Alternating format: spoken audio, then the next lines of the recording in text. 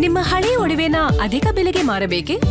ಅಟಿಕಾಗೆ ಕಾಲ್ ಮಾಡಿ 8880 Attica gold company. ಪ್ರಶ್ನೆ ಪತ್ರಿಕೆ ಲೀಕಾಸುರರಿಗೆ ಕಂಟಕ ಫಿಕ್ಸ್. ಪ್ರಶ್ನೆ ಪತ್ರಿಕೆ ಸೋರಿಕೆ ತಡೆಗೆ ಮಸೂದೆಗೆ ಸಂಪುಟ ಅನುಮೋದನೆ ಕೊಟ್ಟಿದೆ. ಪ್ರಧಾನಿ ಮೋದಿ ನೇತೃತ್ವ ಕ್ಯಾಬಿನೆಟ್ ಸಭೆಯಲ್ಲಿ ಅನುಮೋದನೆ ಸಿಕ್ಕಿದೆ. ಸಂಜೆ 4 ಗಂಟೆಗೆ ಸಂಪುಟ ಸಭೆ ನಿರ್ಧಾರದ ಬಗ್ಗೆ ಸುದ್ದಿಗೋಷ್ಠಿ ನಡೆಯಲಿದೆ.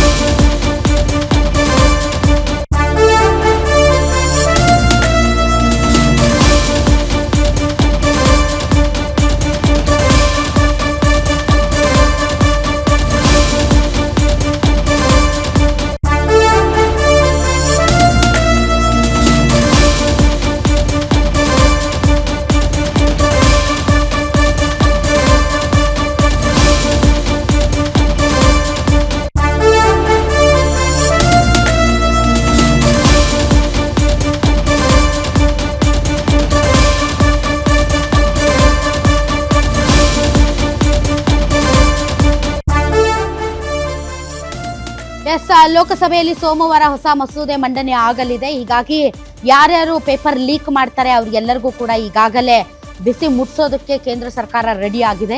ದೇಶಾದ್ಯಂತ ತ್ವರಿತ ವಿಚಾರಣೆಗೆ ಫಾಸ್ಟ್ ಟ್ರ್ಯಾಕ್ ಕೋರ್ಟ್ಗಳ ಸ್ಥಾಪನೆ, 3 ತಿಂಗಳಲ್ಲಿ ಪೇಪರ್ ಲೀಕ್ ಕೇಸ್ ವಿಚಾರಣೆ ಅಂತ್ಯಗೊಳಿಸಿ ಶಿಕ್ಷೆ ಪ್ರಕಟಿಸುವುದು. 2024ರ ಸಾರ್ವಜನಿಕ ಪರೀಕ್ಷೆಗಳ ತಡೆ ಕಾಯ್ದೆಗಿಂತಲೂ ಈ ಕಾಯ್ದೆ ತುಂಬಾ ಹೆಚ್ಚು ಕಠಿಣ ಶಿಕ್ಷೆಯಿಂದ ಕೂಡಿರಲಿದೆ.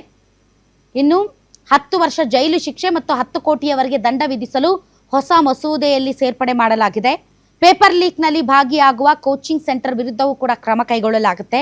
ಖಾಸಗಿ ಏಜೆನ್ಸಿ ಅಥವಾ ಪರೀಕ್ಷಾ ಮಂಡಳಿ ಉನ್ನತ ಅಧಿಕಾರಿಗಳ ಆಸ್ತಿಗಳನ್ನು ಮುಟ್ಟುಗೋಲು ಮಾಡಿಕೊಳ್ಳಲಾಗುತ್ತೆ. ಅಂತಹ ಸಂಸ್ಥೆಗಳನ್ನು ಬ್ಲ್ಯಾಕ್ ಲಿಸ್ಟ್ಗೆ ಸೇರಿಸುವ ನಿಯಮಗಳು ಕೂಡ ಮತ್ತಷ್ಟು ಬಿಗಿಯಾಗಲಿವೆ. ಈ ಕಾಯ್ದೆಯಡಿ ದಾಖಲಾಗುವ ಎಲ್ಲಾ ಕೇಸ್ಗಳು ಜಾಮೀನು ರಹಿತ ಅಪರಾಧಗಳಾಗಿರಲಿವೆ.